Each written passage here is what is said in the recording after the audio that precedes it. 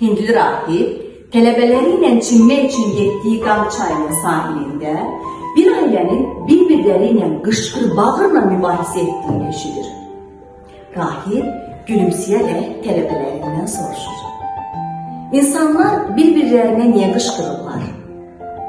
Tələbələri fikir götürür. Nəhayət biri dinlənir. Biz daxili sakitliyimizi itirəndə qışqırmalı oluruq. Amma həmsöhbətin yanındadırsa, niyə qışqırasan? Ona demək istədiklərini sakitcə deyə bilməzsən, deyə rahib yenidən soruşur. Tələbələri bir qədər fikirləşdikdən sonra hərəsi öz cavabını rahibə bildirir. Amma verilən cavabların heç biri rahibi qane etmir. Və nəhayət rahib izah edir. Adamlar bir-birlərinə qəzəblənəndə onların qəlbləri uzaqlaşır. Bu məsafəyə görə eşidilmək üçün qışqırmalıdırlar. Nə qədər qəzəbli olsalar, uzağı yaxınlaşdırmaq üçün bir o qədər bərk qışqırmaq məcburiyyətində qalırlar. Bəs iki insan aşiq olanda nə baş verir? Bir-birlərinə qışqırmır, əksinə yumuşaq danışırlar. Çünki ürəkləri yanbayandır. Məsafə ya yoxdur, ya da əhəmiyyətsizdir, deyən rahib sözünə davam edir.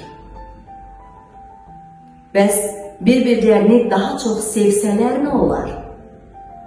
Sadəcə pıçıldamaqla kifayətlənir, məsafələrini daha da azaldarlar.